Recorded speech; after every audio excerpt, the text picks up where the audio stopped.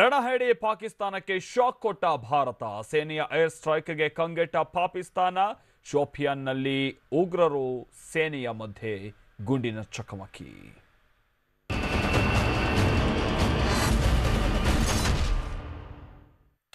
ಇದಕ್ಕೆ ತಾನೇ ಗಮನಿಸ್ತಾ ಇದ್ವಿ ನಾವು, ಶೋಪಿಯಾನ್ನಲ್ಲಿ ಉಗ್ರರು ಹಾಗೆ ಸೇನೆಯ ನಡುವೆ ಗುಂಡಿನ ಚಕಮಕಿ ನಡೀತಾ ಇದೆ ಅಂತ. ಈ ಕಾರ್ಯಾಚರಣೆಯಲ್ಲಿ ಓರ್ವ ಉಗ್ರನನ್ನ ಭಾರತೀಯ ಸೇನೆ ಹೊಡೆದುರುಳಿಸಿದೆ ಅನ್ನೋದು ಗೊತ್ತಾಗ್ತಾ ಇದೆ. ಜಮ್ಮು ಕಾಶ್ಮೀರದಲ್ಲಿ ಉಗ್ರರ ಉಪಟಳ ಮುಂದುವರೆದಿದೆ. ಹಾಗೆ ಈ ಉಗ್ರರ ಹೆಡೆಮುರಿ ಕಟ್ಟುವಂತ ನಿಟ್ಟಿನಲ್ಲಿ ಭಾರತೀಯ ಸೇನೆಯ ಆಪರೇಷನ್ ಆಲ್ ಔಟ್ ಈ ಕಾರ್ಯಾಚರಣೆ ಮುಂದುವರೆದಿದೆ. ಸದ್ಯ ಇವತ್ತು 3 ಉಗ್ರರು ಭಾರತೀಯ ಸೇನೆಗೆ ಎದುರಾಗಿದ್ದಾರೆ. ಈ ಸಂದರ್ಭದಲ್ಲಿ ಅವರನ್ನ ಸುತ್ತುವರೆದು ಗುಂಡಿನ ಚಕಮಕಿ ನಡೀತಾ ಇದೆ, ಕಾರ್ಯಾಚರಣೆ ನಡೀತಾ ಇದೆ. ಬಹುಶಃ ಅವರು ಅವಿತು ಕುಳಿತಿದ್ದಾರೆ.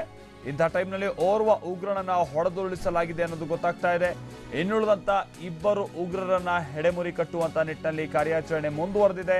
ಸದ್ಯ ಉಗ್ರರು ಅವಿತಿ ಕುಳಿತಿದ್ದಂತ ಸ್ಥಳವನ್ನ ನಮ್ಮ ಸೇನೆ ಸುತ್ತುವರೆದಿದೆ ಅನ್ನೋದು ಗೊತ್ತಾಗ್ತಾ ಇದೆ.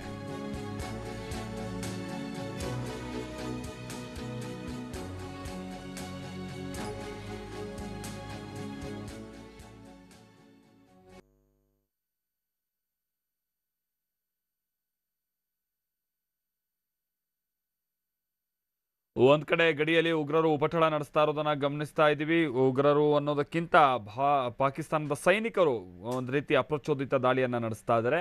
ಮತ್ತೊಂದು ಕಡೆ ಗಡಿ ಒಳಗೆ ಅವಿತು ಕುಳಿತಿರುವಂತಹ ಉಗ್ರರಿಗಾಗಿ ಸೇನೆ ತನ್ನ ಕಾರ್ಯಾಚರಣೆಯನ್ನ ಮುಂದುವರೆಸಿದೆ. ನಾವೀಗ ಗಮನಿಸ್ತಾ ಇರೋದು ಜಮ್ಮು ಕಾಶ್ಮೀರದ ಶೋಪಿಯಾನ್ ಬಳಿ ಉಗ್ರರನ್ನ ಹೆಡೆಮುರಿ ಕಟ್ಟುವಂತ ನಿಟ್ಟಿನಲ್ಲಿ ಭಾರತೀಯ ಸೇನೆ ಕಾರ್ಯಾಚರಣೆ ನಡೆಸ್ತಾ ಇದೆಯಲ್ಲ, ಆ ಸನ್ನಿವೇಶವನ್ನ ಗಮನಿಸ್ತಾ ಇದ್ದೀವಿ, ನೋಡ್ತಾ ಇದ್ದೀವಿ ನಾವು. ಬೆಳಗಿನ ಸಂದರ್ಭದ ತೀವ್ರವಾದಂತಹ ಚಳಿ, ಕೊರೆಯುವ ಚಳಿ ನಡುವೆನೂ ಭಾರತೀಯ ಸೇನೆ ಉಗ್ರರನ್ನ ಹೆಡೆಮುರಿ ಕಟ್ಟುವಂತ ನಿಟ್ಟಿನಲ್ಲಿ ಕಾರ್ಯೋನ್ಮುಖವಾಗಿದೆ. ಬೇಕಾದಂತ ತಯಾರಿಯನ್ನ ಕೂಡ ನಡೆಸಿಕೊಳ್ಳಲಾಗ್ತಾ ಇದೆ. ಓರ್ವ ಉಗ್ರರನ್ನ ಈಗ ಆಲ್ರೆಡಿ ಹೊಡೆದುರುಳಿಸಲಾಗಿದೆ ಅನ್ನೋದು ಗೊತ್ತಾಗ್ತಾ ಇದೆ. ಇನ್ನುಳಿದಿರುವಂತ 2 ಉಗ್ರರನ್ನ ಸುತ್ತುವರೆದಿರುವಂತ ಸೇನೆ ತನ್ನ ಕಾರ್ಯಾಚರಣೆಯನ್ನ ಮುಂದುವರಿಸಿದೆ. ಹಾಗೆ ಯಾವುದೇ ರೀತಿಯಾದಂಥ ರಿಸ್ಕ್ ಅಥವಾ ಯಾವುದೇ ರೀತಿಯಾದಂಥ ಅನಾಹುತ ಸೇನೆಗೆ ಸಂಬಂಧಪಟ್ಟಂತೆ ಆಗಬಾರದು. ಬಹಳ ಅವರ ಸುರಕ್ಷತೆಯೂ ಕೂಡ ಅತಿ ಮುಖ್ಯ. ಅದರ ಜೊತೆಗೆ ಉಗ್ರರನ್ನ ಕೂಡ ಹೆಡೆಮುರಿ ಕಟ್ಟಬೇಕಾದಂಥ ಅನಿವಾರ್ಯತೆ ಇದೆ. ಈ ನಿಟ್ಟಿನಲ್ಲಿ ಕಾರ್ಯಾಚರಣೆ ಬಹಳ ಚುರುಕಾಗಿ ಸಾಗ್ತಾ ಇದೆ. ಹರೀಶ್ ನಮ್ಮ ಪ್ರತಿನಿಧಿ ಇದಕ್ಕೆ ಸಂಬಂಧಪಟ್ಟಂತೆ ಮತ್ತಷ್ಟು ಡೀಟೇಲ್ಸ್ ಅನ್ನು ಕೊಡ್ತಾರೆ. ಹರೀಶ್, ಈ ಕಾರ್ಯಾಚರಣೆಗೆ ಸಂಬಂಧಪಟ್ಟಂತೆ ಏನು ಅಪ್ಡೇಟ್ಸ್ ಲಭ್ಯ ಆಗ್ತಾ ಇದೆ ಹರೀಶ್? ಮಾಲ್ತೇಶ್, ನಿನ್ನೆ ಬೆಳಿಗ್ಗೆ 3:30 ಸುಮಾರಿಗೆ ಭಾರತೀಯ ವಾಯುಪಡೆ ಪಾಕ್ ಆಕ್ರಮಿತ ಕಾಶ್ಮೀರಕ್ಕೆ ಹೋಗಿ ಅಲ್ಲಿ ಉಗ್ರ ನೆಲೆಗಳನ್ನ ಧ್ವಂಸ ಮಾಡಿ ಬಂದಿತ್ತು. ಇದಾದ ನಂತರ ಪಾಕಿಸ್ತಾನವು ಕೂಡ ಎಚ್ಚರಿಕೆಯಿಂದ ಇತ್ತು. ಯಾವಾಗ ಬೇಕಾದ್ರೂ ಭಾರತಕ್ಕೆ ತಿರುಗೇಟನ್ನ ನೀಡಬಹುದು ಅನ್ನುವಂತ ನಿಟ್ಟಿನಲ್ಲಿ ಭಾರತೀಯ 3 ಸೇನೆಗಳು ಕೂಡ ಹೈ ಅಲರ್ಟ್ ಆಗಿ ಘೋಷಣೆಯನ್ನ ಮಾಡಿದ್ದು.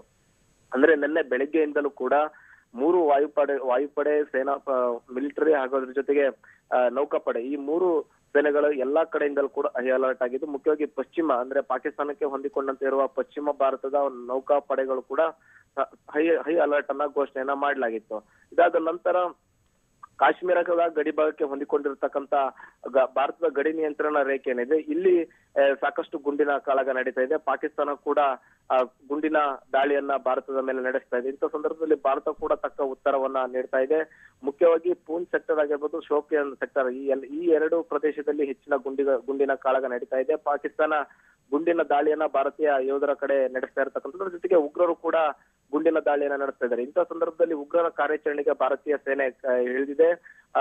ಎಲ್ಲೆಲ್ಲಿ ಅಡಗಿ ಕುಳಿತಿರ್ತಕ್ಕಂಥ ಉಗ್ರರನ್ನ ಹೆಕ್ಕೆ ಹೊಡೆಯುವ ಪ್ರಯತ್ನವನ್ನ ಭಾರತೀಯ ಸೇನೆ ಮಾಡ್ತಿದೆ. ನಿನ್ನೆ ರಾತ್ರಿಯಿಂದ ನಡೆದಂತಹ ಗುಂಡಿನ ಕಾಳಗದಲ್ಲಿ ಭಾರತೀಯ ಸೇನೆ ಒಬ್ಬ ಉಗ್ರರನ್ನು ಹೊಡೆದುರುಳಿಸಿದೆ ಅನ್ನುವಂತಹ ಮಾಹಿತಿ ಸಿಗ್ತಾ ಇದೆ. ಇನ್ನೂ ಕೂಡ ಗುಂಡಿನ ಕಾಳಗ ಮುಂದುವರಿತಿದೆ.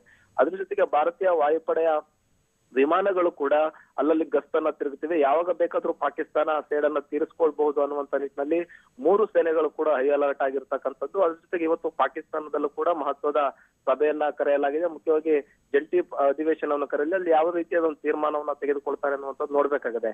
ಅದೇನಾಗಿದ್ರು ಕೂಡ ಭಾರತ ಸರ್ವ ಸನ್ನದ್ಧವಾಗಿದೆ. ಮುಖ್ಯವಾಗಿ ಗಡಿ ಪ್ರದೇಶಕ್ಕೆ ಹೆಚ್ಚಿನ ಶಸ್ತ್ರಾಸ್ತ್ರಗಳನ್ನ ರವಾನೆ ನೆನ್ನೆಯೇ ಮಾಡಲಾಗಿದೆ. ಮುಖ್ಯವಾಗಿ ಭಾರತ ಯಾವುದೇ ರೀತಿಯಾದಂತಹ ತಿರುಗೇಟು ಬಂದ್ರು ಕೂಡ ಅದನ್ನ ಸಮರ್ಥವಾಗಿ ಎದುರಿಸಬೇಕು ಅನ್ನುವಂತ ನಿಟ್ಟಿನಲ್ಲಿ ಸರ್ವ ರೀತಿಯಲ್ಲೂ ಕೂಡ ಸನ್ನದ್ಧವಾಗಿದೆ. Maltesh, thank you Harish.